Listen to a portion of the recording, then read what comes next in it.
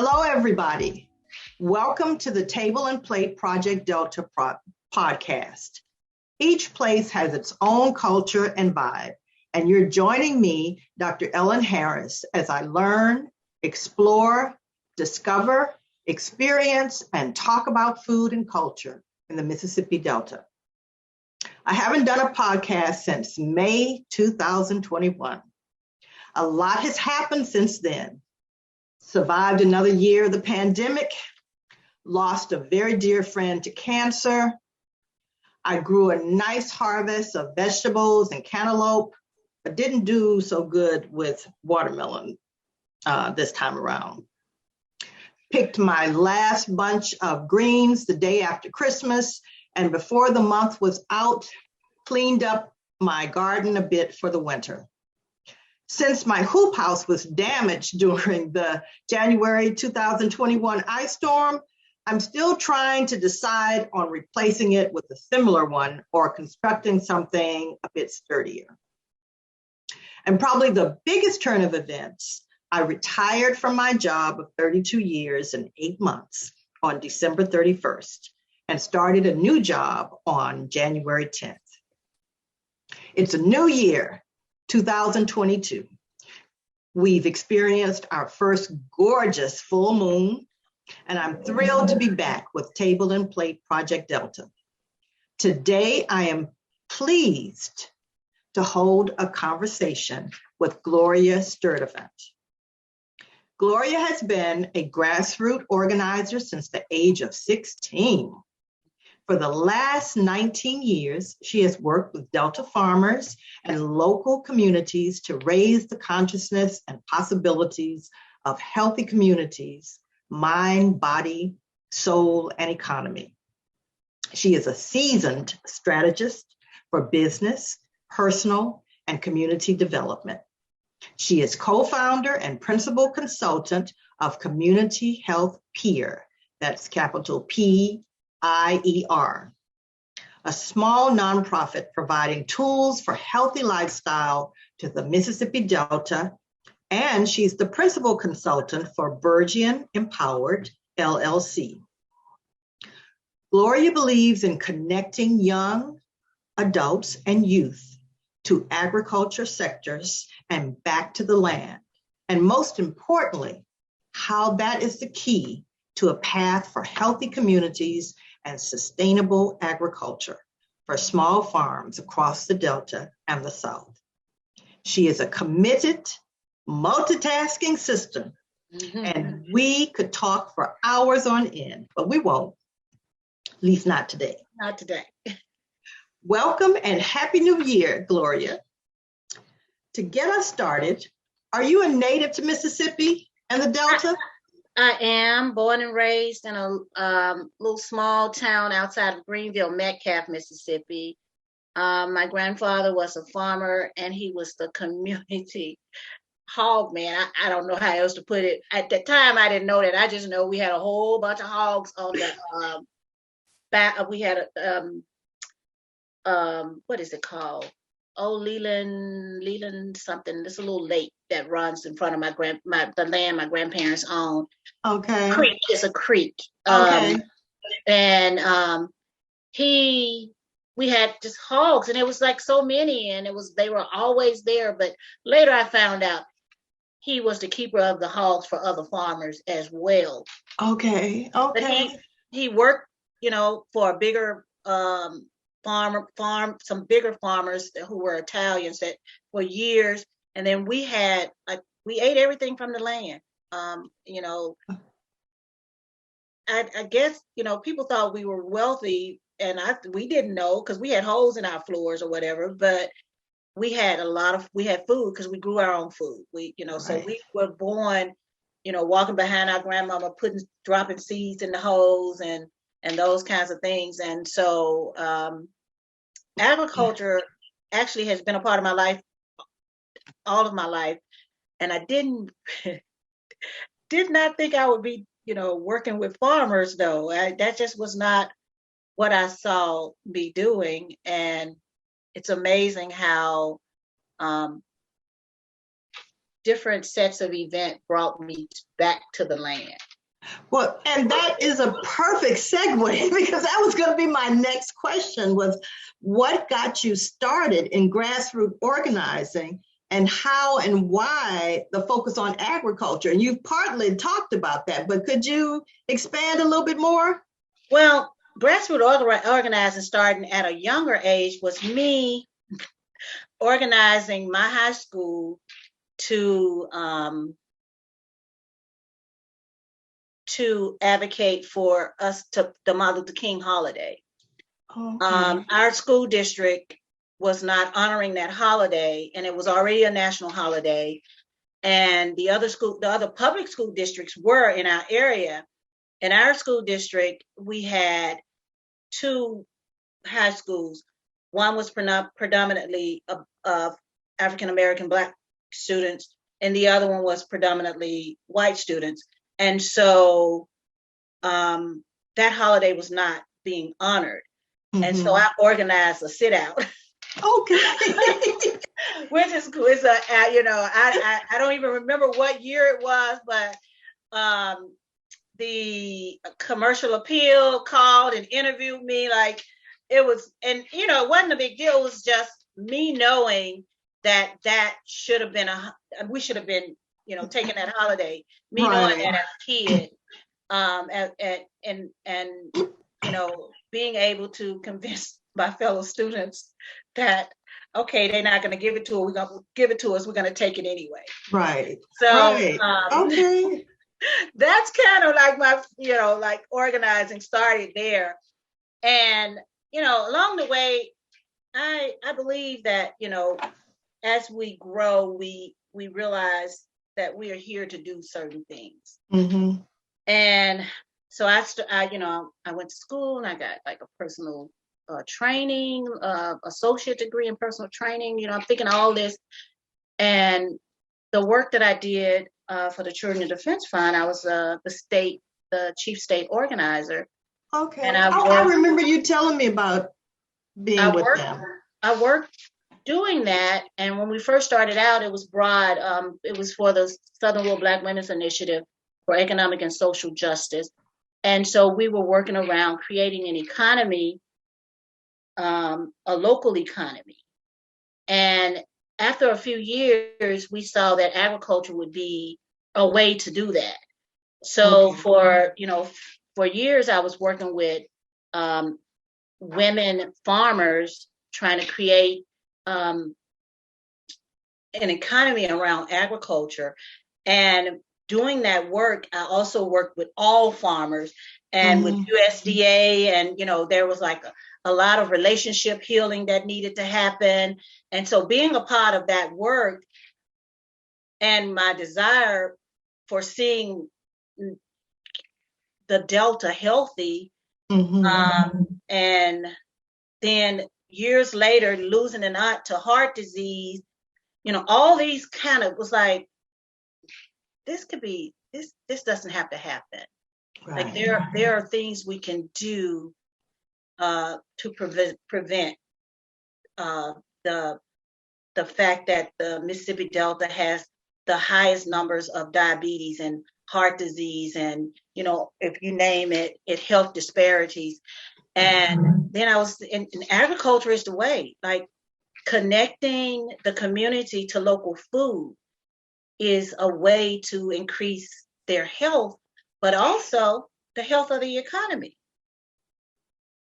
And so, go ahead. How do you, I know, I've only been here, living here 5 years, and, my job brought me here.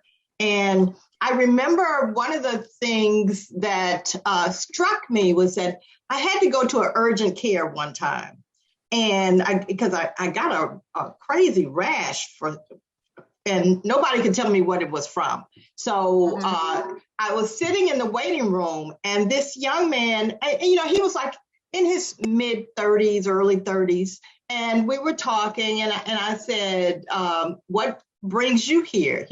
So he said, well, I got sugar, and I'm not doing what I'm supposed to be doing. And so I said, how is somebody so young have diabetes? And he said, well, my mama had it, my auntie had it, my grandmama had it, so I guess it was just, bound to happen. And I was just struck by, it was sort of like this fatalistic view, like Absolutely. and I was like, how does that happen? Well, programming, I can go deeper than I may need to sometimes. But programming, for one, because when you go to the doctor, they ask you, do you have a history of all these things? And when you say yes, then they predict that you're a subject to whatever that history is, right? Mm-hmm. It's going to get a little political. But we have a history of slavery, but that doesn't mean I'm going to be a slave again. Does that make sense? Right. So, right. So because that happened in my family doesn't mean, and so it's good we came here, because that was one of my major driving forces for looking into personal training and healthy eating and all that. Mm-hmm. I had decided that I was not going to take on any of those family curses, nor were my children mm-hmm. and their children. So I had decided that no, this is not a genetic thing. Right. This is preventable, and we have to make better choices, right? And so, but people believe that. People believe, well, my mama had it, my sister had it, I'm bound to have it. Well, you have agreed, one, that you're going to have it. And our mind and our subconscious, and it's very powerful. Right, so right. It will give us whatever we say or feel. Mostly more than what we say, what we feel, it will show up for us. So, and that's kind of a good segue into one of the things I noticed as an organizer doing the work, and one of the reasons why I came out and went into my own business, Virgin Empowered LLC, is that's my own personal business, is because what I saw was we were there. I've worked around a lot of nonprofit work all my life, and there's a lot of money poured into the Delta for economy and in all these years, I'm not seeing a lot of change happening. And so when I was doing this work and working with people, I connected with people, and I realized you could take a person to a conference and they are excited and gung-ho and ready to come back and hit the ground rolling. And 5 days, 2 days back in their community, and they can think of all the reasons why that same idea won't work. Mm-hmm. And so for me, it was about how can we work with that personal development piece? Right. Helping people get out of their negative self-talk, helping people get past, it's a lot of stuff that's just passed down that you catch, that people say, that the community say, that the church say, that it's a lot of stuff that we have to work our way through in order to get past that wall that keeps us from moving forward. Right. Keep us from moving forward, keep us behind the curve. So, that's the approach that I've been taking, especially in the last, I would say 4 years, doing the same work through a modality of making sure personal development is a big part of that. Okay. And so again, that helping the community, helping everyone that I come across understand that with the right tools, that's not your story anymore. Right. And You can create a new story. and that's why, I have moved, over the course of my thinking, my background is public health nutrition, but I've worked in the agriculture sector the majority of my career. Mm-hmm. And, when you start talking about African Americans and other people of color, everything is presented in a negative mode. Absolutely. Everything is qualified that way, and it's that it's that looking at things with a deficit lens rather than a positive. Absolutely. Right, an assets approach. And I find that to be so important because there have to be some strengths there to keep us going. There has to be. And there are so many. There are so many strengths. And it's funny you say that because except for when I'm writing, like for a grant or something, I am very hesitant to use the word low resource or, So I'll say minority farmers, I'll say small farmers, but I'm a glass half full kind of person. Mm-hmm. And I have learned through just studying and, different books that I read, the Abundance book and the Four Agreements, like books like that. I've learned that we attract from where we believe. And if we believe we're in lack, we continue to attract lack. Right. Exactly. And so how do we change that? And that's I'm always inclusive of youth and young adults in whatever work that I do. Yes. Because I figure, first of all, if the small farm is going to be in existence years down the road, then we better be training some young people now. Exactly. For that. And if we can train them from the modality of taking care of their personal emotional self, their physical body, and the land, mm-hmm. That's a game changer. Mm-hmm. Because when they do that, if you take care of your emotional, your physical, and the land, those three will take care of you. Mm-hmm. Mm-hmm. And take care of your community, right? Mm-hmm. And so if we're actually just having this conversation is just filling me up because it's just like reminding me all over again why this work is so important. Yes. And I, through my communion with spirit and source energy and God and Yeshua and whomever, you call mm-hmm. powerful energy, I have realized that I've been given a formula that could change small communities across the South.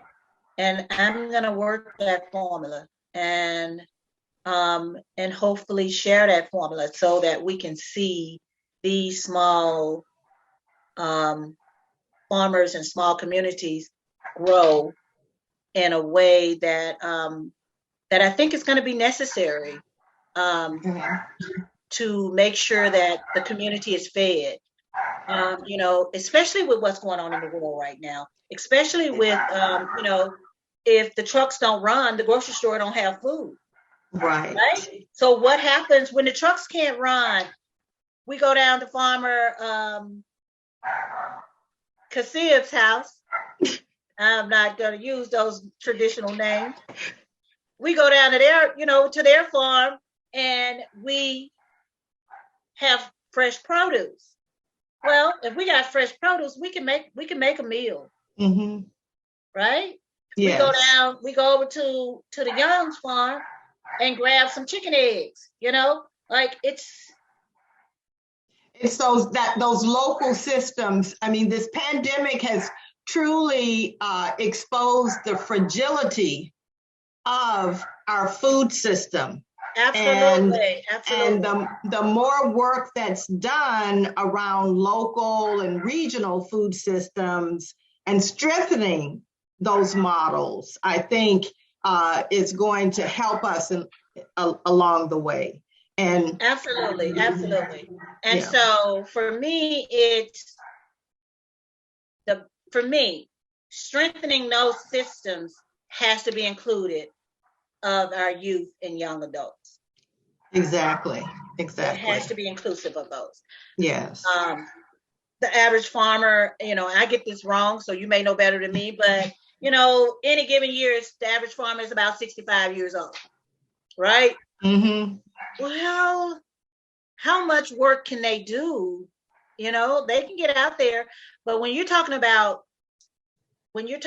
produce farmers, that work requires more manual labor than row crop farmers. Right. And especially when you're talking about a small farmer. Mm-hmm. So if you don't understand that, that's the difference in having a combiner to one person driving a combine and knocking out 500 acres in one day of harvesting, mm-hmm. and then one person in a 1 acre green field and can barely do 2 rows. Right. So having that young, training young people to do this, to learn how to grow, and I mean from pre-seed to harvest. I was saying from seed to harvest, mm-hmm. and then one of the consultants I'm working with, who's going to be helping with the land prep and all that, is like, well, we need to know what we need to do before the seed go in the ground. Right. How do we make sure that the land is healthy? So that whole conversation has changed from pre-seed to market, mm-hmm. Mm-hmm. to the table, actually. Right. And so from pre-seed to the table. Yes.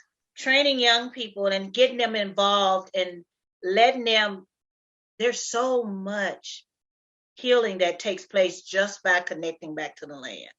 Healing that we have not always talked about. Right. Exactly. And so we don't talk about grounding. Well, when you're working out there on the farm, you're grounding every day. Mm-hmm. Every time you touch a plant, every time you move some dirt, you're grounding. And just being out in the, for me, it's like, my garden, and I've expanded it to the fabric colored rows. I have I have 4 raised beds, and then I have this section that is covered with that fabric type to reduce the weeds. And it is, I feel sometimes like a child, I hate to say it, in a candy store or something. Absolutely. Because when you see the outcome of your work, I mean, when I like the growing okra here, when I first came and seeing an okra flower, I almost went crazy because I had never seen an okra flower before. And it is just beautiful. And last year I grew 3 different varieties, and each one had a different flower. So it's just to see the bees and the butterflies, right, and the beauty of that, and then to be able to consume what you grew, and know that, but think about all the stress that's relieved, right, just by just sitting and watching it, before mm-hmm. you touch it, mm-hmm. and especially with what's going on in the world right now, people's stress level is through the roof. Yes. I was just talking to a friend yesterday. Actually, what's the date? So Tuesday and yesterday. Uh-huh. And she was saying her daughter was saying that, one of her workers committed suicide. Oh, and then yesterday she was saying that they found a cousin that they feel like probably committed suicide. Mm-hmm. Well, I've talked to several other people. They have, thank you. I don't mean committed, who completed death through suicide. Mm-hmm. I know better than to use that language, so I want to correct that. Okay. But I've talked to several people who don't feel like they would fully complete it, but they have had the thoughts. Right.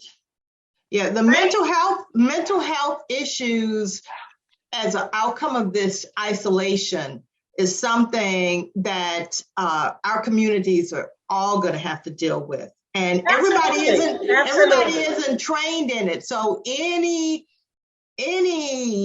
approaches or methods that can help to reduce people's stress is going to be extremely important. And connecting to the land, connecting to growing something, producing something, I think it's going to be extremely valuable. And I agree with you. I absolutely agree. And again, it has multiple benefits. There are multiple benefits. You have the local produce. You have you can create an economy around local produce. Yes. That's just, it's local, so it's fresher and it's healthier, and you know what's been put in it or on it. Yes. So you have all these, and then you've been here long enough to know that outside of school sports, there are no extracurricular activities for young people. So there's a lot of idle minds and idle hands. Mm-hmm. And so this is an opportunity to give them, like, we did a youth ag day and we had about 80 young people come. Mm-hmm. These were all high school students. And the farm that we did it on, they have, like, you've been there before, they have like this swing that's built around the trees, and Mm-hmm. pond. They have chickens. They have, these high school students were like 5-year-olds out on that farm. Right. Right. And when they walked around and toured the farm and walked through the wooded area and walked by the pond, the excitement was just amazing. And then we did s'mores, so we had a little bonfire where they could. Mm-hmm. They were just they were not ready to go when it was time for them to load the buses. And that says how important it is. Mm-hmm. Here's the other reason why it's important. There were a lot of questions about agriculture that high school students didn't know the answer to, about their food, right, about where their food comes from, right? And what, but before they left, there were so many that wanted to know more. And we made it interesting. We did these little games, like baby chicken. You had to guess who go to who, that kind of. These were high school students. And when I tell you, what happened was, like, if you pulled a card, it may have been, you had to make a sound or something. And then people in the group had to guess what you were trying to tell. But they didn't want to end it. It was, and it's those simple things. So it's like connecting agriculture, creating a path for young people to understand where their food is coming from. And we invited farmers to this event because some of the schools, some of the local farmers were doing farm to school to their schools. Okay, all right. So it was connecting them to the consumers of their produce. Okay, farmers, these are the students that you're taking foods to. Students, these are these guys grew the greens y'all ate, or whatever it was that they grew, provided. And so it was, they had a lot of questions, and that leads me into the program. We wrote a grant to do this program, And we named it Watch Us Grow. Oh, wonderful. It's Watch Us Grow, New and Beginner Farmers and Healthy Community, right? Mm-hmm. And we have a slot to do the 25, to select 25 young people that we can assign to farmers to be trained. We had more than 25 of that 80 that wanted to be a part of that. And that was just 3 other schools that we're working with. And we're working with 5 or 6 schools. Mm-hmm. And that was only 3 of those schools. And there were more than 25 of those young people, and we can't select all because we want to put them in different areas, but right. They wanted to be a part of this. So how do we make that happen? And believe me, I'm beating the bushes to do that. Yes, well, right, it's if they want to be a part, then we have to find a way. Because again, we're talking about local economy, we're talking about community gardens, these young people being trained so they can oversee those community gardens. Mm-hmm. They can be in charge of that, Right. And we're talking about local produce that senior citizens, single parents, whomever in the community can come out and they got good fresh produce right here. Yes. And they can participate, they can be a part of growing it. And young people of all ages, whether it's elementary, high school, even young adults, are very excited when their plants start budding. Like that kid feeling that you had when you saw we all have that. My tomatoes didn't really do well until the fall. But from the fall, I just pulled up that tomato plant maybe this weekend, because whatever the last little freeze we had, it finally killed it off. But it still was some baby tomatoes on there trying to grow. But I was like, nah, let's go and clean this up. Some too. Yes. I was harvesting tomatoes up until maybe 3 weeks ago. Mm-hmm. Mm-hmm. And I was so excited, like I'm taking pictures, like I got all these green tomatoes, and then I'm taking pictures of me cutting them up and frying green tomatoes, and like I was excited. And then I'm excited because like my rosemary doesn't, it just lives year round. But I'm excited when I go out there and I grab a piece of rosemary and smell it, and just smell it. I know. Opens up, right? I know, and that's why I, losing my hoop house was just very disappointing. And when I was doing the introduction, I was thinking like, it's taking you over a year to decide what you're gonna do next. But where I live now is very windy, and the first big wind that came through just broke up my the inside framing of the hoop house. And then when that ice storm came, that was it. So I'm just really trying to decide, because I'm missing when I had it, I could grow things through the winter. So even during that ice storm, I was growing things, Absolutely. And so I've got to get on the stick and decide what to do. But I will tell you that you can do until then. One of the things we're going to do, and we're just kind of again creating this program as we go.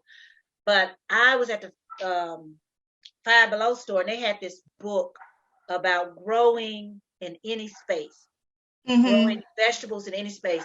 And so it's got at least 100 ideas, right? So one of the things we're going to do is we're going to go to some of the housing areas and with some buckets and some dirt, and we're going to show people how to grow just something small right in a bucket, right on your porch.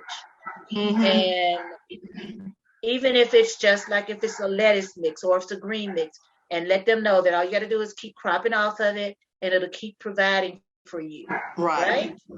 That's something small and simple and easy.